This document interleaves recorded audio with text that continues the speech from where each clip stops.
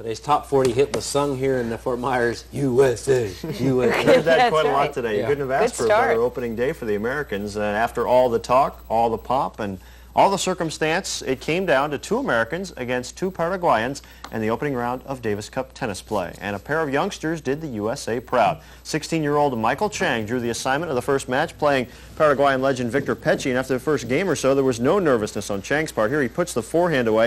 And even though he lost the first set 7-6, he played like a veteran the rest of the way, winning the next three sets. Here, set point in the third, Pecci hits the return long. Pecci, 17 years Chang senior, tired a bit in the end. And in the fourth and final set, Chang will put it away as Pecci will hit this ball long, 6-7, 6-3, 6-4, and 6-2. The scores: Michael Chang wins his first Davis Cup match. It won't be his last. But I think I was chosen because, I think that they're thinking I might be a player that could possibly play more Davis Cup later in the future. I think this is a good match to give me experience. And what did Michael do after his big win? He went fishing off the Sanibel Harbor Pier. He told me he caught a couple of them. Some guys, have all the luck. Well, if you bought $100 box seats for the 3 days of the Davis Cup, Andre Agassi was well worth the money himself today alone. Though some of the folks in the cheap seats, like Dick Vitale of ESPN, enjoyed him for less. Andre said he really didn't play all that well today, but try and tell that to Hugo Chapaku. Agassi blew him off the court. Here, the backhand winner, and he took the first set 6-2. Andre proved today he truly can do it all. He can hit the forehand hard, he can hit the sweet cut backhand, and he can rush the net and put it away like he did here. But even more fun than the 6-2, 6-1, 6-1 win was watching Agassi play to the crowd. Here he has some fun with one of the ball boys. It's just another day at the office for the teen idol. Yeah, I think I just kind of got in the show of things, which is always nice to do. It kind of the match itself, I don't think was enough to entertain the crowd, so you kind of add a little more. I'm not making fun of him, I'm making fun of Paraguay. If it was a tournament, I don't think you'd see me doing that. But there was no mercy there today at all.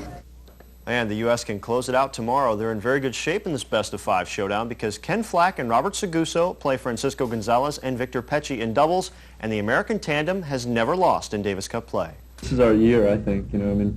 Every other year it's just been kind of where can we find 3 points, but I think this is a real positive year for the Americans in Davis Cup, and we're looking. We don't want to look past the Paraguayans. Obviously, we want to win this tie, but we're looking to win the Cup this year, and so that's our goal. Tomorrow's doubles match starts at high noon. In baseball news, the National League made history today, hiring former big league player and announcer Bill White, the first black to be put in charge of a major sports league. He's been the voice of the Yankees for 18 years and says he's ready for his new job. I can bring to the job 14 years of experience, actually 12 years. A couple of those were in the Army, of experience as a player. I think I know at least how the older player looked at the game. I can bring a love of the game because, after all, I've been in it since I was 17 years old. White will replace A. Bartlett Giamatti, who will become the new commissioner of baseball on April 1st. And now to the NBA, where the Celtics have found their own parquet floor to be the best medicine for a slump. They've beaten the Bullets 13 straight times now at Boston Garden. Larry Bird's still about a month away from playing at all for the Celtics, though he did do some shooting around before tonight's game. He was in civvies on the bench. And Kevin McHale shot in the game. Here he shoots over Terry Catledge for two. It was 18-12 Celtics. Now down at the other end, watch Jeff Malone will miss the shot here. Reggie Lewis gets the rebound and hits Danny Ainge on the fly pattern. Ainge lays it in. Celtics were up by 10, and Wes Unseld was having a rough night. It got worse. Robert Parrish inside turnaround jumper here, and the Celtics win at 117-108. 6 straight road losses now for the Bullets.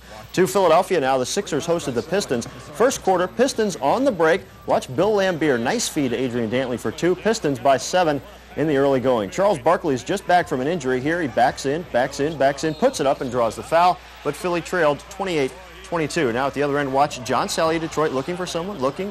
Heck with it, I'll just take it myself. He does, and the Pistons win it, 124-106. Elsewhere, Charlotte, the Hornets surprised Seattle, 108-106. The Hornets playing well in their first year in the league. Cleveland all over Sacramento by 16 points. It was Milwaukee 109-91 winners over Indiana. Houston beat Chicago 108-95, and Dallas over Phoenix by 4. Reverse singles Sunday also at noon, but by that point they hope to have wrapped it up. They may be tomorrow. We'll be live tomorrow at 6. All right. Thank you, Ken. We'll be right back.